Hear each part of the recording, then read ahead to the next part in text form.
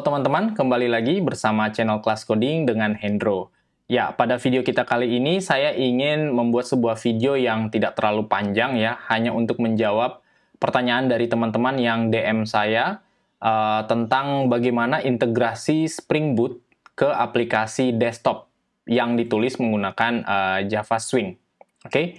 Ya, sebenarnya Spring Boot sendiri atau Spring secara umum itu tidak ada ketentuan ya, harus digunakan di aplikasi web atau mungkin yang populer sekarang kayak REST API atau microservices. Karena prinsipnya Spring Boot itu ya bisa kita gunakan untuk semua aplikasi berbasis Java, baik itu web tadi, REST API, microservice, dan termasuk juga adalah aplikasi desktop seperti Java Swing. Ya, cuman mungkin saat ini kan Java Swing udah mulai kehilangan popularitas dan kebanyakan juga tren pengembangan aplikasi adalah aplikasi berbasis web tadi atau di internet tadi, terdistribusi tadi, microservices, REST API, atau web pada umumnya. Gitu ya. Sehingga ya jarang banget kita temukan tutorial atau artikel-artikel yang membahas terkait hal ini. Bagaimana Spring Boot digunakan di aplikasi desktop maksud saya dengan Java Swing. Oke, nah pada video tutorial kita kali ini saya ingin menunjukkan bagaimana caranya kita integrasikan ya Spring Boot ke dalam aplikasi desktop. Oke, nah untuk mempersingkat waktu kita lihat aja video berikut ini. Ya, jangan lupa untuk subscribe dan klik pada lonceng supaya selalu mendapatkan update informasi dari Kelas Coding. Oke, nah pada video saya kali ini saya akan menggunakan NetBeans IDE sebagai editornya ya saat kita membuat atau mengembangkan aplikasi desktopnya nanti menggunakan Swing. Ya karena kita tahu tentunya NetBeans ini cukup mudah digunakan untuk mengembangkan aplikasi desktop Java Swing tadi. That's why saya pilih NetBeans ini dan setahu saya juga ini yang paling banyak digunakan ya. Untuk teman-teman mungkin yang baru belajar Java biasanya akan diperkenalkan dengan NetBeans IDE ini, kemudian belajar membuat aplikasi desktop pasti juga menggunakan NetBeans IDE ini. Baik, nah saya akan menggunakan NetBeans IDE sekali lagi, kemudian untuk setup project Spring Boot-nya ya sebenarnya di sini kalau kita new project ya kita lihat di sini ada Maven dan juga di sini ada project from RC type dan kalau misalnya teman-teman tunggu dia loading di sini nanti ada juga template project untuk Spring Boot tetapi bukan yang official dari dari Spring langsung ya seperti yang ada di start.spring.io ini atau kalau kita di video-video saya yang lain itu menggunakan VS Code itu kurang lebih sama dari Spring Initializer ini ya. Nah karena itu ini saya nggak akan pakai, saya mau pakai langsung dari sini aja, oke?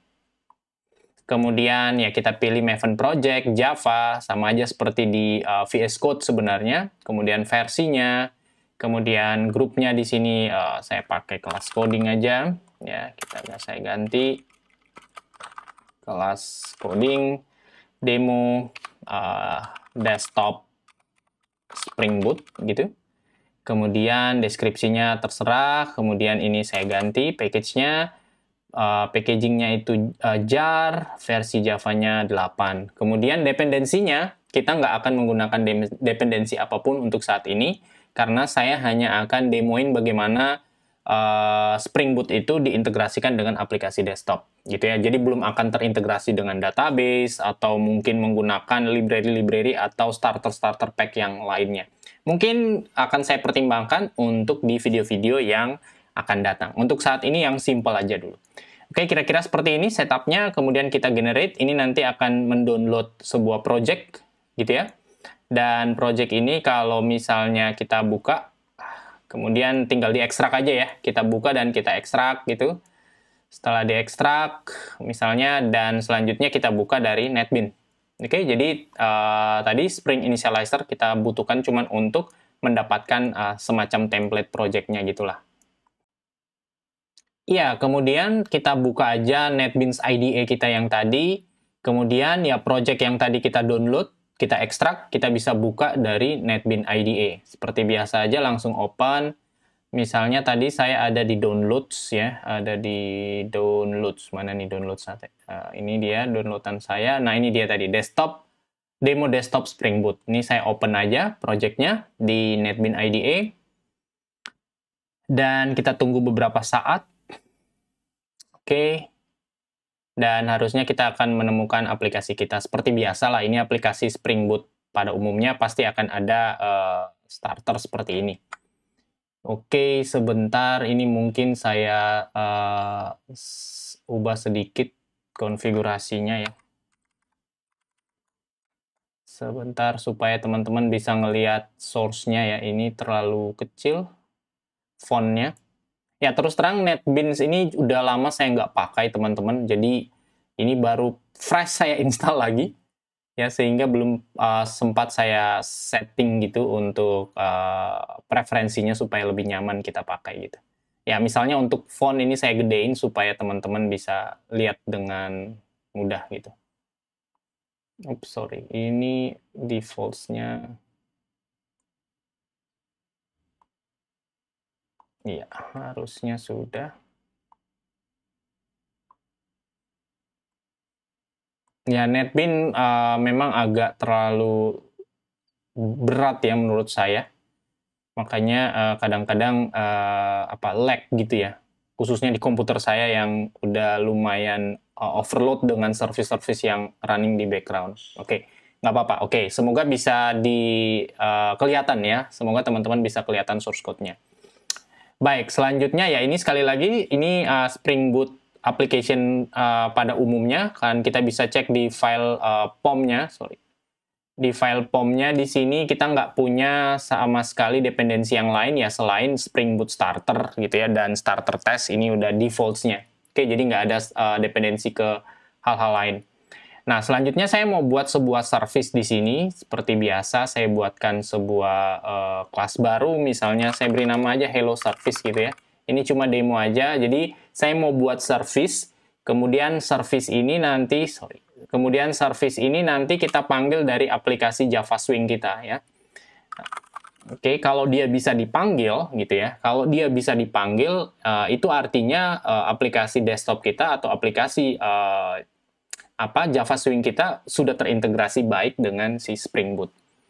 Oke, seperti itu. Jadi saya buat sebuah class service seperti biasa. Ya, class service-nya ini tinggal kita anotasi service gitu.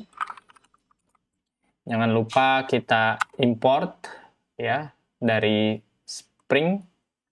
Selanjutnya ya kita buat sebuah function. Wow, kenapa nih selalu muncul? Oke, ini dimaklumi aja teman-teman, NetBeans-nya agak lelet di komputer saya ya. Oke, string say hello aja misalnya ya. Ini nggak usah ribet-ribet, langsung aja kita return welcome to Java Swing dan Spring Boot. Oke.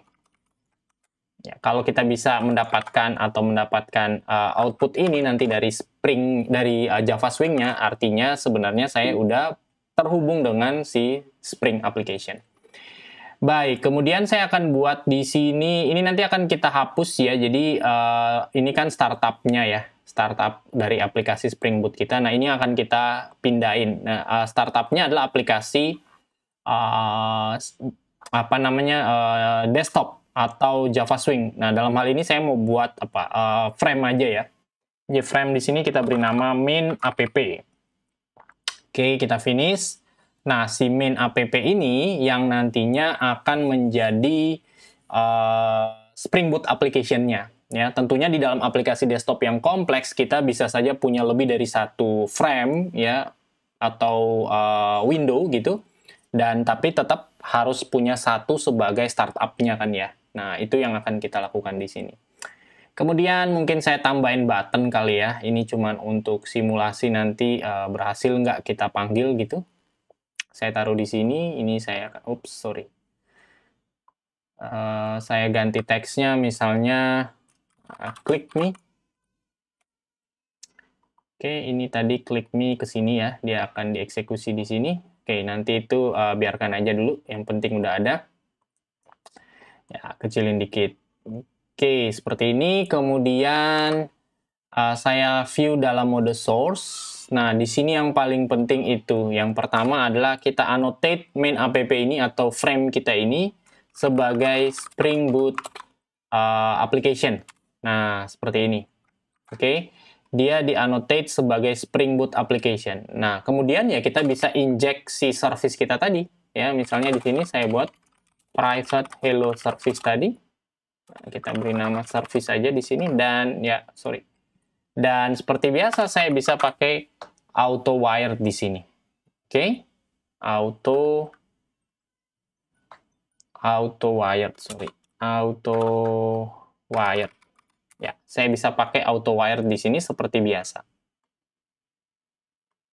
Oke, nah kemudian setelah kita inject hello service-nya, nah harusnya ini udah bisa kita panggil dari misalnya dari tombolnya tadi ya. Jadi kalau tombolnya kita klik, misalnya kita mau panggil service-nya misalnya. Misalnya kita panggil function-nya tadi, terus ya mungkin saja saya cuman pengen cuman pengen print output-nya ke konsol mungkin, nggak usah yang ribet-ribet gitu ya. Jadi kita cuman print aja output-nya tadi.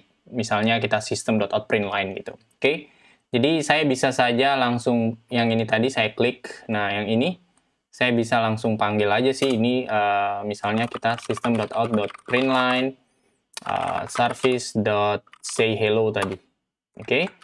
Artinya kalau saya klik tombolnya dia akan cetak ini di konsol gitu ya. Dan kalau ini berhasil, sekali lagi itu menunjukkan bahwa kita udah berhasil mengintegrasikan Spring Boot aplikasi kita di Java Swing. Oke. Nah, next yang perlu kita lakukan sedikit perubahan itu adalah startup-nya ya. Nah, jadi di bagian mana nih? Di bagian sini. Mana ini look and feel, ini nggak perlu kita utak-atik. Nah, ini dia.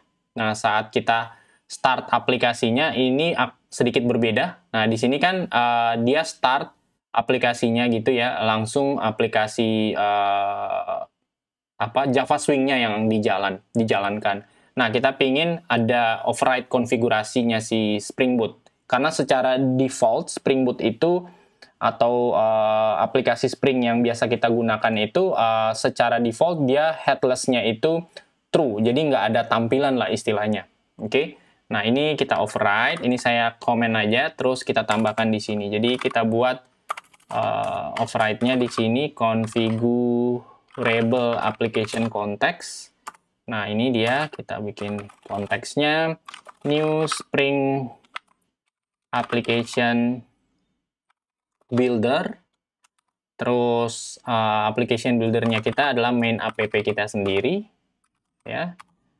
Seperti ini, kemudian nah di sini kita kasih headless-nya, titik headless itu jadi default-nya itu true. Nah, kita override jadi false. Oke, dan kita run dengan membawa argumennya, args-nya. Oke, args dari ini ya, dari public static void main seperti biasa lah. Oke, kemudian ya tinggal kita tampilkan window utama kita ini atau JFrame utama kita ini melalui event queue di sini titik invoke letter. Oke, dan di sini kita implement atau kita running dia. Ini saya pakai function ya, functional di sini. Kemudian namanya itu kan tadi main app, kita ambil bin-nya, anggap aja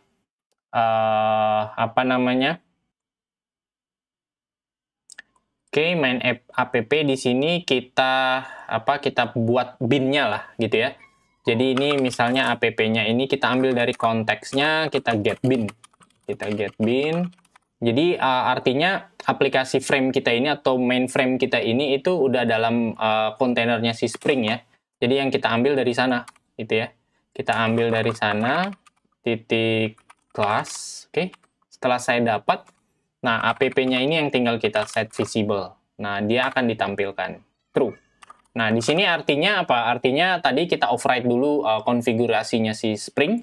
Ya, jadi headless-nya jadi false. Oke, jadi ada tampilannya gitu ya maksudnya. Kemudian kita ambil main app yang udah ada di dalam kontainernya dia. Oke, terus kita visible true. Oke, nah ini harusnya kalau nggak ada masalah dia akan tampil dan kita bisa lihat aplikasinya. Oke, dan defaults-nya yang tadi waktu kita create yang ini bisa kita drop aja atau kita hapus saja ya. Jadi kita nggak butuh. Saya coba delete aja, refactor di sini saya delete aja. Oke. Dan kita bisa start aplikasi kita dari main app ini. Nah, karena main app ini sudah diintegrasikan dengan si Spring Boot tadi. Sebentar, ini agak lambat. Oke, saya coba langsung run aja. Semoga nggak ada masalah. Oke, kita run aja.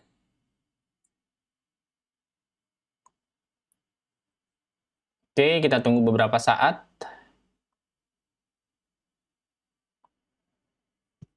Dan ya, ini kita bisa lihat ada outputnya udah mulai kelihatan nih Java-nya. Dan Spring-nya jalan, teman-teman bisa lihat. Spring-nya jalan dan outputnya kita bisa lihat di sini. Nah, aplikasinya cuman simple seperti ini ya. Cuman sebuah frame dan ada tombol tadi. Dan kalau saya klik, harusnya dia manggil service hello service tadi. Dan kita nggak melakukan hal yang kompleks, cuman print ke konsol yang di bawah sini. Saya coba ya, klik me ini saya klik. Nah, teman-teman bisa lihat nih di bawah.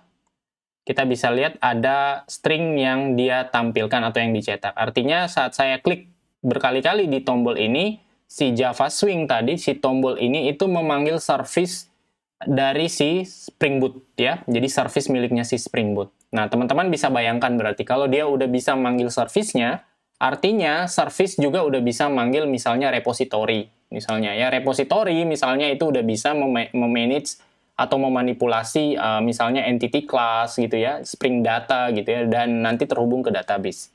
Oke? Nah, kira-kira seperti itu teman-teman, konfigurasinya simple banget sebenarnya. Jadi kita cuman perlu yang ini yang paling penting ya.